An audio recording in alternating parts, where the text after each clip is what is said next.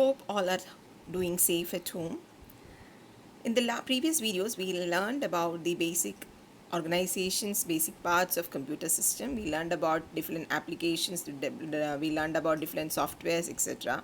So in this video also we are a little bit describing again the parts of computers and the working of the computer, what happens inside for the communication, etc. So we'll see one by one. So first topic is how does data transfer takes place between the memory and CPU. So we learned the topics like CPU separately, memory separately we learned, and input and output also we have learned, and also we have learned about the system bus. The system bus is a communication channel between all these units of the computer, that is CPU, memory, input output devices, everything. The data transfer happens between all these units using the system bus. System bus are communication wires that are used for transferring the data from one unit to another unit. Again, the system bus is divided into three, that is control bus, address bus, and data bus. So how does the data transfer happens? So you know that the processing of the system, or whatever process happens inside the CPU. So whatever transfer data processing happens in the CPU.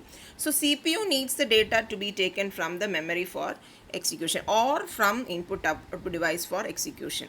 So how does it take it?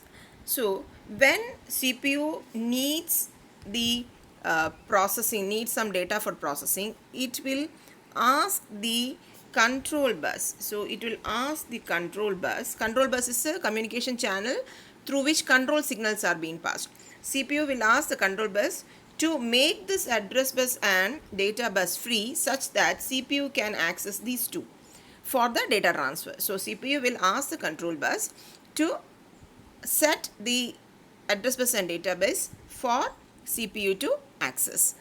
So once the signal is received by the control bus will give back the signal that okay, these two are free, for it. So once address bus and the data bus, CPU will push the address to the address bus from which the data has to be taken. So it will push the address to the address bus, and it will say to control bus that okay, I have put the data in the address bus. So once the control unit get the information that the address is in the address bus, the control bus will tell the memory, it will pass a message to memory that in the address bus there is the address of the memory from which the data has to be taken. So what memory does is, memory takes the address, and from the address of the memory the data will be pushed to the data bus. So I told that with the data, you have the data in the memory addresses. So from the memory address it will take the data and push it to the data bus, and the memory will inform the control bus. So what does again control bus do? It will intimate CPU to take the data from the data bus. So from the data bus the CPU will take the data for processing, and after that it will inform the control bus that okay, I have taken the data. So this is how the whole processing works. We'll see how it works. Consider that I have the memory, the value 5 in my memory address 1000. So what does and this has to be read by the processor. In the memory I have the value 5 in the address 1000, and this is a processor asking for it. So processor will first ask the control unit to set the address bus and data bus free, and this is through the control bus.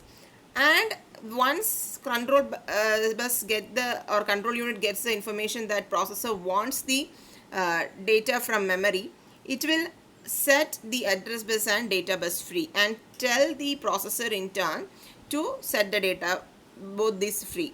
So once processor gets this information, it will push the address from which it has to be taken. So in the address bus now the value will be 1000.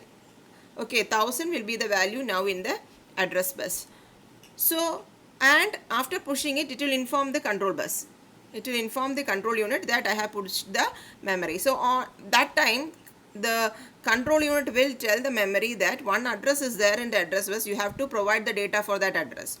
So once the message is received by memory, memory will put the data of the address 1000 in the database. What is the data now?